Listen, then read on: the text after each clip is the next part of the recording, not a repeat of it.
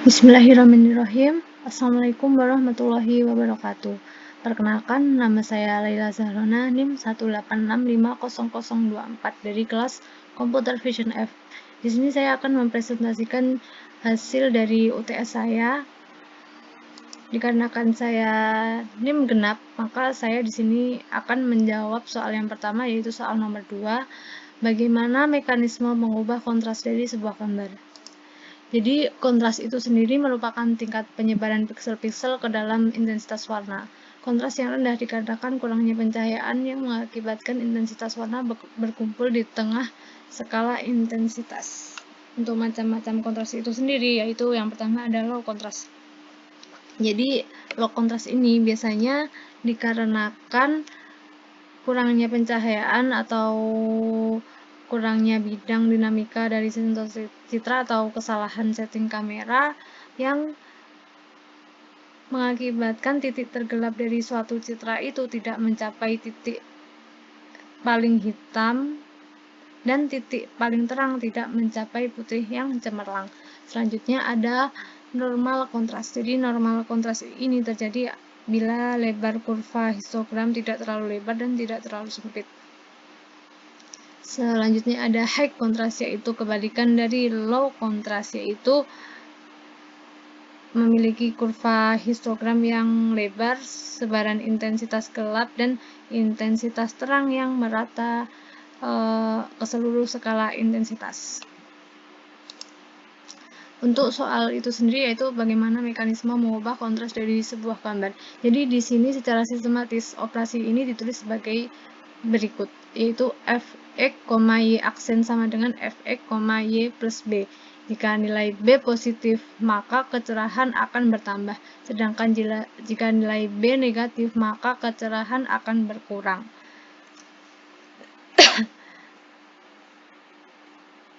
Jadi, jika mau membuat citra yang lebih terang atau lebih gelap, kita harus melakukan pengubahan kecerahan gambar.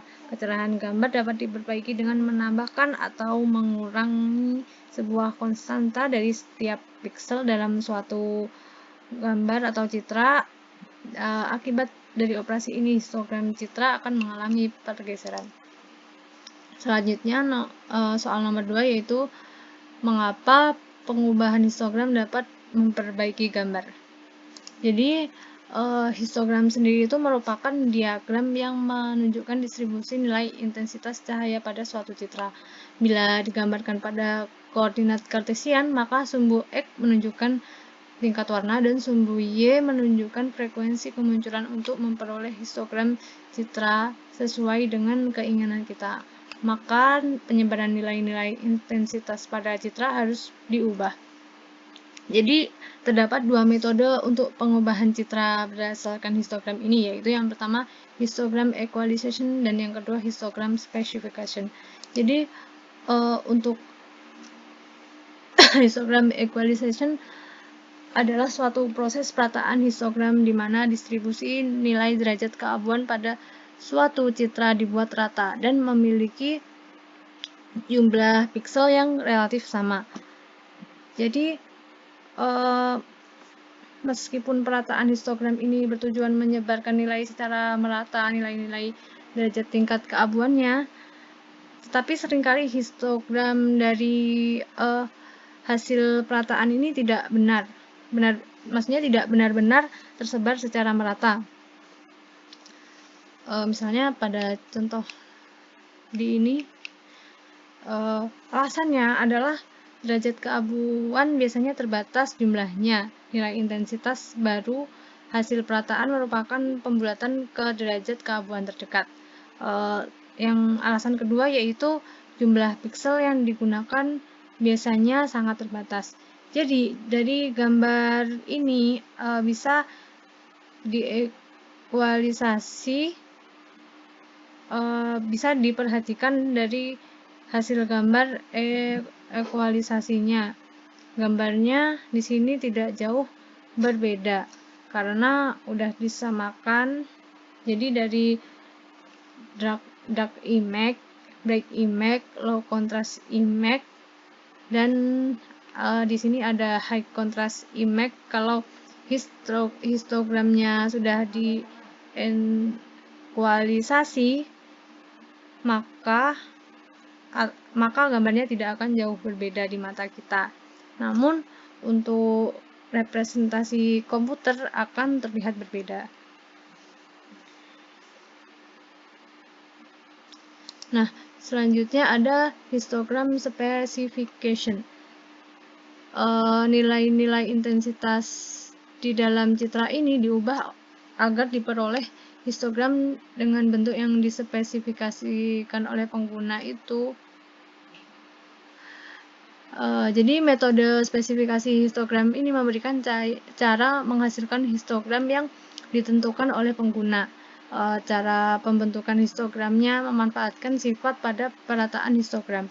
Bila fungsi transformasi pada perataan histogram menghasilkan histogram semula menjadi histogram yang seragam, maka fungsi balikannya atau inversnya memetakan histogram yang seragam menjadi histogram yang semula. Jadi sifat ini dapat dimanfaatkan untuk mengubah histogram citra menjadi histogram lain yang tidak seragam. Jadi dari kedua pembahasan histogram ini dapat disimpulkan bahwa histogram dapat memperbaiki gambar dengan cara mengatur nilai intensitas cahaya. Jadi apabila diubah intensitas cahaya pada histogram, itu akan mengubah pada hasil pada suatu gambar. Selanjutnya ada pertanyaan terakhir, yaitu bagaimana computer vision dapat membantu kita dalam pengenalan atau identifikasi objek. Berikan pendapat Anda dan disertai satu contoh masalah yang bisa dibantu oleh computer vision. Jadi sebelumnya computer vision ini mempunyai vision yang sama dengan mata kita. Seperti jika di depan mata kita ada suatu objek, misalnya pensil, buku, pohon, komputer, meja, dan lain-lain, maka komputer harus juga bisa melihatnya. Jadi tujuannya ini untuk memberikan persepsi komputer itu sama dengan persepsi kita. Jika mata kita melihat meja, maka komputer juga bisa merepresentasikan atau mendeskripsikan objek tersebut. Selanjutnya yaitu bagaimana computer vision dapat membantu kita dalam pengenalan identifikasi objek. Jadi yang pertama yaitu komputer akan membuat representasi objek. Maksudnya membuat representasi yang akan kita proses. Selanjutnya ada mengidentifikasi dan mengekstrak fitur-fitur. Jadi mengidentifikasi dan mengekstrak fitur-fitur ini yang membuatnya berbeda dengan objek yang lain. Contoh adalah objek kursi, pintu, pohon, dan lain-lain. Nah, di ekstrak fitur ini stepnya yaitu mengidentifikasi dan mengekstrak fitur-fitur pada objek tersebut atau membedakan benda tersebut dari benda atau objek-objek yang lain.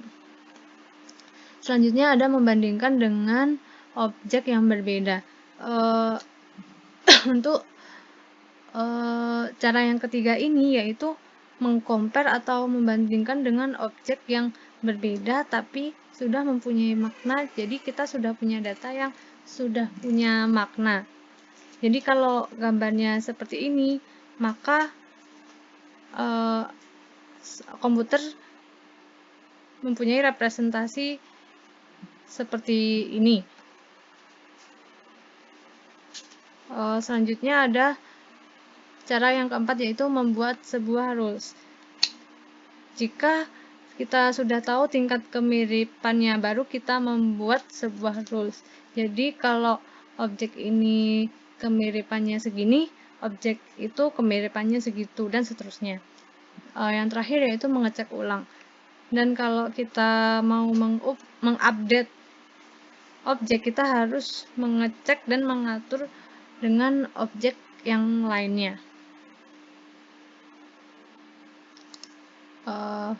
Selanjutnya untuk contoh permasalahan yaitu saya menggunakan contoh penerapan teknologi computer vision di bidang pengenalan wajah. Jadi sistem pengenalan wajah ini merupakan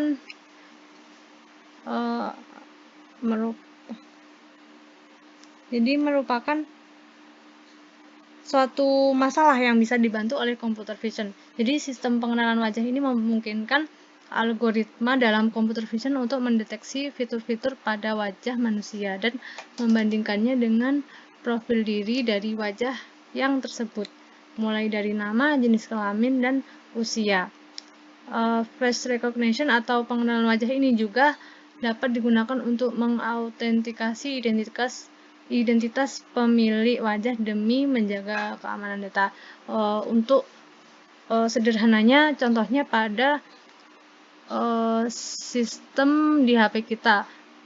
Biasanya kita mengunci HP kita agar orang lain tidak bisa membukanya, biasanya menggunakan angka berupa password atau huruf dan lain-lain. Tapi dengan computer vision kita dapat memanfaatkan pengenalan wajah. Jadi jika handphone kita lock dan kita setting dengan sistem pengenalan wajah ini, maka HP kita bisa terbuka dengan sendirinya. Itu saja yang mungkin bisa dapat saya sampaikan. Mohon maaf jika terdapat kesalahan dan terima kasih atas perhatiannya. Wassalamualaikum warahmatullahi wabarakatuh.